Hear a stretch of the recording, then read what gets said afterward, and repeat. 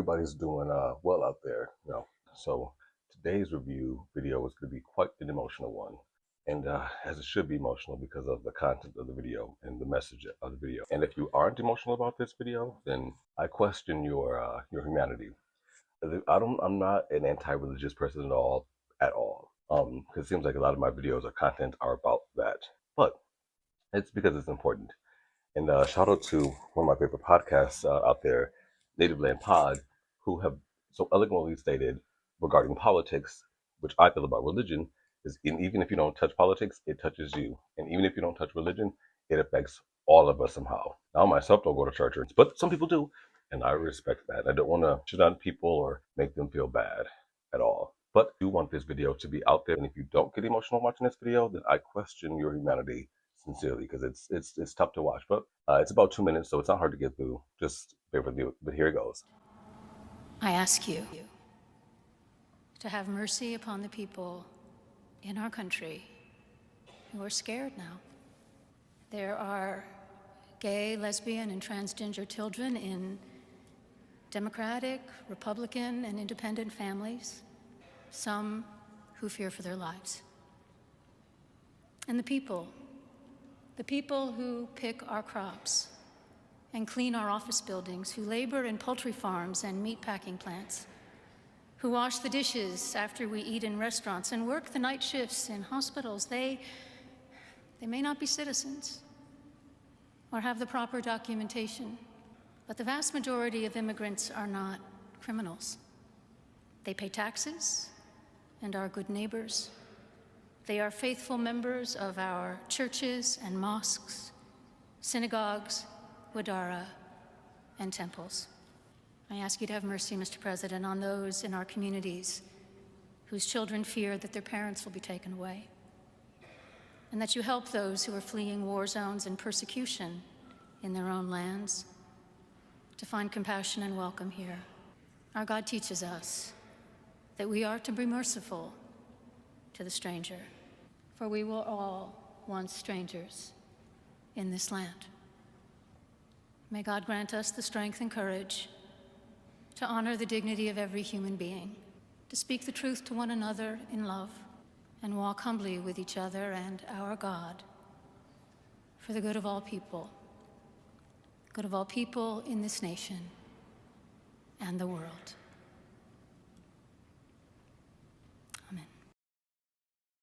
Now, as you watch this, you'll see the VP and the president, I don't really know, scattered viewing side of the camera. You can see them getting visibly uncomfortable as this person is sharing something that is should be very common amongst all of us to already know. And that's what kind of bothers me a little bit, and it's kind of frightening.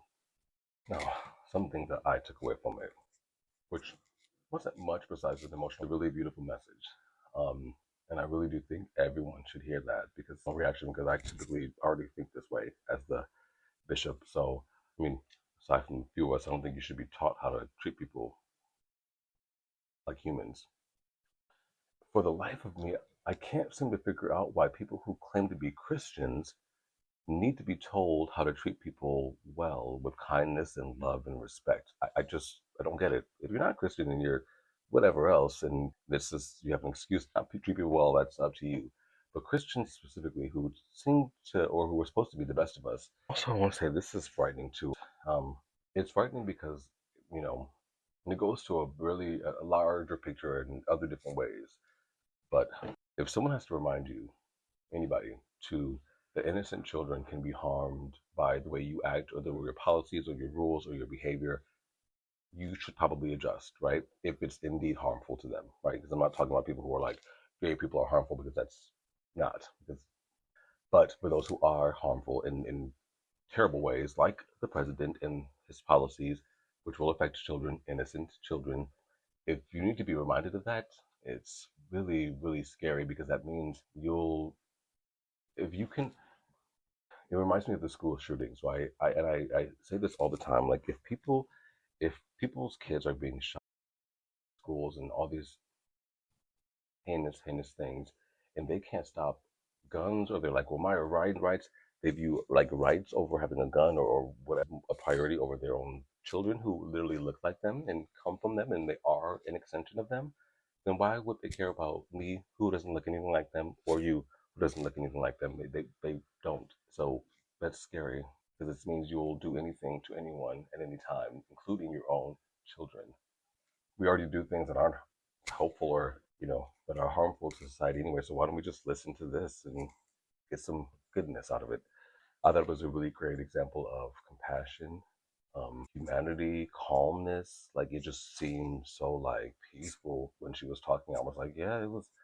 It's like being scolded by a parent when you did something or an elder, and you feel bad. You feel stupid. You feel bad. At least I do whenever I'm reprimanded. Um, for what I've done, my behavior was bad, naughty, or wrong. So it felt. It actually felt good. It felt calm, and I appreciated the message very much. So I hope you guys did too. I don't know what people say all the time, like how I don't know, being gay or being trans is harmful to children. But I mean, the very definition of the word gay is to be happy, which I generally, dispositionally speaking, I am. And then finally, I want to say too, 'cause not about really me having to be for people who are religious, because I don't. Um, it's just that so much of religion and all that affects a lot of us who even don't care about it. So that's why I'm so passionate about it. But I ain't gonna be for none of y'all because it ain't that serious. I will save that for later. But I just ain't got no beef. It's just it comes from a place of love, and I hope that that's felt. All I'm gonna say. So thank you guys for watching this one, and I'll catch you on the next one.